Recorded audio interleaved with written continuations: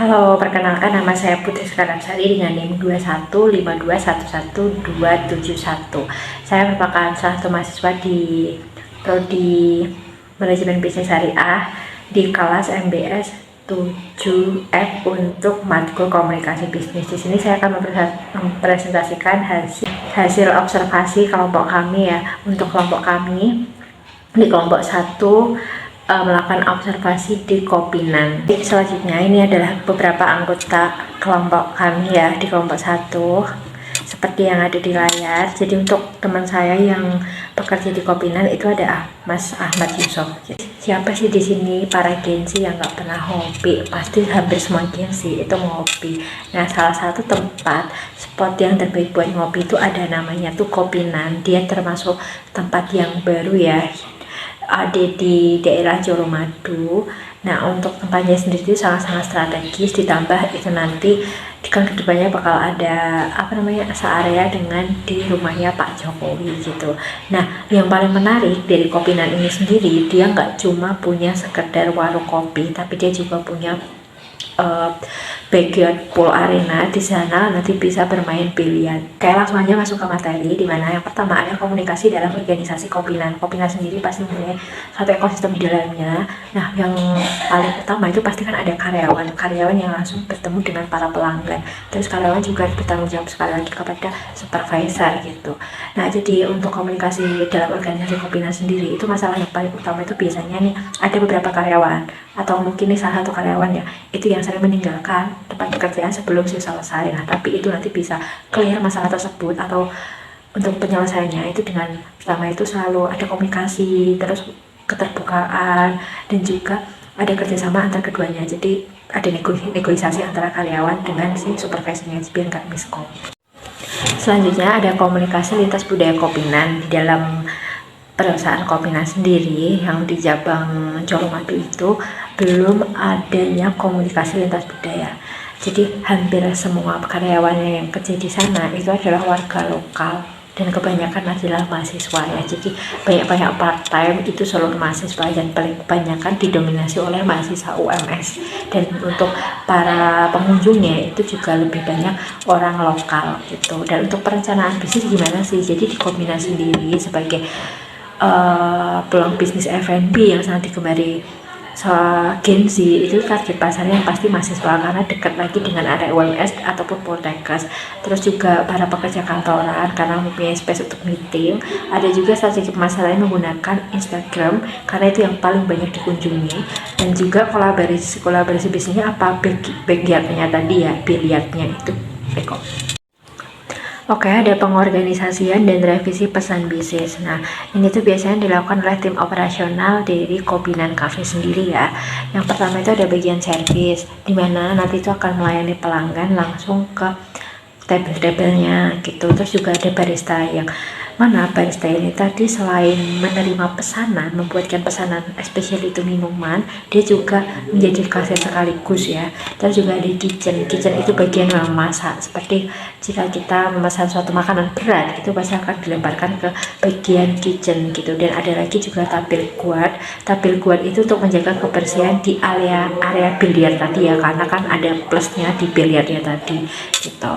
Nah, untuk revisi pesan bisnis ini biasanya harus dilakukan secara langsung. Jadi misalkan ini si pihak A melakukan kesalahan, nanti biasanya akan langsung dikonfirmasi, oh kak ini begini, jadi bisa langsung terselesaikan di saat itu juga. Untuk korespondensi bisnis pada perusahaannya, media utama yang digunakan adalah WhatsApp. Kenapa WhatsApp? Karena itu merupakan salah satu platform yang hampir semua masyarakat itu pasti punya gitu ya. Nah, Kopinan Cafe sendiri memanfaatkan WhatsApp chat sebagai media utama dan korespondensi bisnis, baik untuk reservasi pelanggan maupun komunikasi dengan pemasok dari mitra kerja. Nah, untuk masuknya ini kan karena tempatnya juga nggak terlalu jauh, jadi tempatnya itu ada di daerah UMS, itu cukup dengan by WA aja, nanti bisa langsung diproses sekaligus. Next ada penulisan dari request. Dan di sini tuh saya bagi menjadi dua. Yang pertama untuk karyawan dan yang kedua itu untuk mitra. Nah, untuk karyawan sendiri bisa itu terjadi antara si kasir dengan pihak kitchen. Ini yang sering terjadi, dimana kan para pelanggan itu datang langsung kepada kasir itu baristanya untuk pesan. Nah, nanti pada saat melakukan makanan berat itu akan langsung diberikan kepada si kitchen. Dengan bantuan apa? Dengan bantuan si nota yang 2 rakap itu tadi diberikan kepada kitchen. Oh, ini pesannya salted egg gitu, jadi bisa langsung diproses. Nah, itu secara langsung. Lalu kalau untuk mitra gimana? Seperti yang saya bicarakan tadi, karena mitra cukup ada di daerah UMS saja, jadi hanya melalui dengan WhatsApp, nanti langsung diantar secara manual. Selanjutnya masuk ke penulisan permintaan pesan rutin dan positif. Pesan rutin dan positif adalah pesan yang berisi informasi yang dibutuhkan untuk kegiatan bisnis sehari-hari. Pesan ini memiliki pola yang sama dengan pendekatan langsung atau deduktif. Nah, ini tuh kalau di Kopinan sendiri biasanya lebih ke sambutan hangat di area masuk, jadi lebih ke halo kak, selamat datang di Kopinan, ada yang bisa kami bantu gitu, kakaknya mau ada apa nih gitu, di dekat kasir atau menu. Jadi ke seorang kasir atau mungkin barista, sampingnya itu pasti sudah ada gambarnya, bisa nanti si pelanggan itu langsung terima gitu loh. Terus juga interaksi dengan pelanggan, oh ya kak mungkin ada lagi tambahannya atau mungkin ada yang bisa saya bantu kak gitu. Oke, next ke pesan persuasif. Pesan persuasif dalam bisnis FM ini bertujuan untuk membujuk calon konsumen agar tertarik membeli produk. Nah, ini tuh bisa dilakukan secara langsung, bisa juga di media sosial, karena sekarang kan seiring dengan perkembangan teknologi ya. Jadi bisa dilakukan di tempatnya langsung, seperti dengan menempel di papan gitu, nanti ada gambar menunya, terus di situ ada ajakan untuk membeli, ada promo gitu, promo dengan menu baru nih gitu. Terus tentunya juga ada diskon. Kak, nanti kalau kakaknya beli minumnya langsung 2 nanti bisa free gitu. Jadi ada free biasnya. Jadi yang penting tuh pelanggan itu bisa interest gitu. Terus kalau untuk di media sendiri bisa menggunakan WhatsApp, Instagram. Tentunya ini juga mendorong pengalaman sosial, jadi nanti biar mereka merekomendasikan ke orang lain. Selanjutnya berbicara tentang negosiasi bisnis. Di sini Kopinan itu melakukan 2 negosiasi ya. Yang pertama itu negosiasi bisnis dengan pemasok, dan yang kedua dengan pelanggan. Yang pertama pemasoknya itu ada Nusantara Food. Nah, untuk Nusantara Food sendiri itu dalam proses negosiasi kedua pihak biasanya melakukan negosiasi secara online, lagi-lagi menggunakan WhatsApp gitu. Nanti itu jumlahnya apa saja bisa langsung diproses. Dan untuk pelanggan sendiri biasanya itu menyediakan paket menu-menu yang mungkin sangat rekomendatif untuk si pelanggan. Oh kak, nanti beli ini kalian bisa dapetin ini gitu. Nah, terus untuk di strateginya sendiri itu ada beberapa pendekatan. Yang pertama itu pendekatan fleksibel. Nah, untuk pendekatan fleksibel itu jadi kepada Nusantara Food itu mempunyai jadwal yang tetap gitu. Terus ada komunikasi digitalnya juga, jadi selalu melalui WhatsApp ataupun diskusi chat gitu yang lain.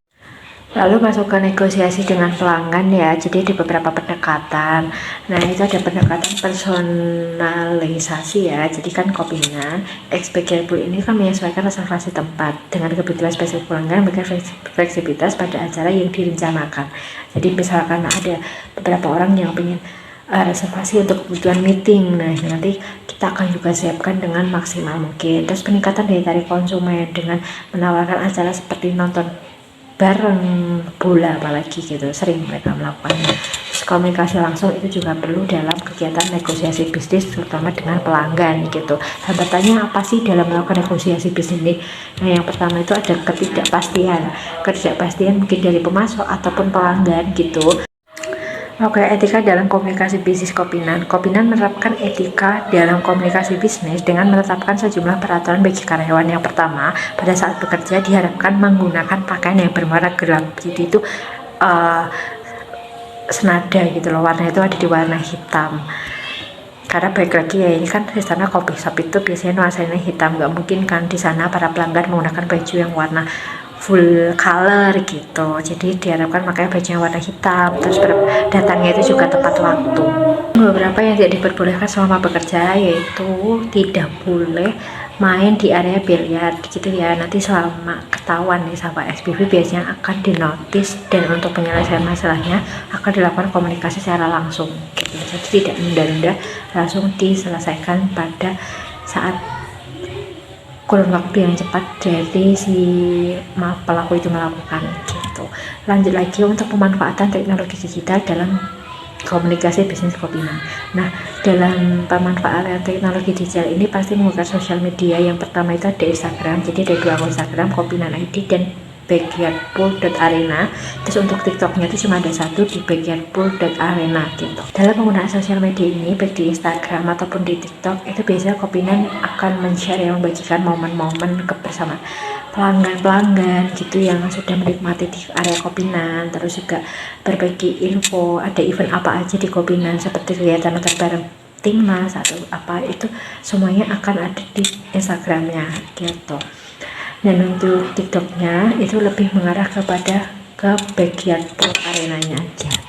Nah, lalu di sini ada surat lamaran pekerjaan dan wawancara. Untuk surat lamaran pekerjaan ini, lamarannya itu biasanya diposting di job portal ya, dimana di baristajob.solo atau mungkin lokal Solo. Nanti pada saat wawancara dilakukan bersama dengan SPV ya, dengan mana si kandidat dihubungi langsung oleh supervisor.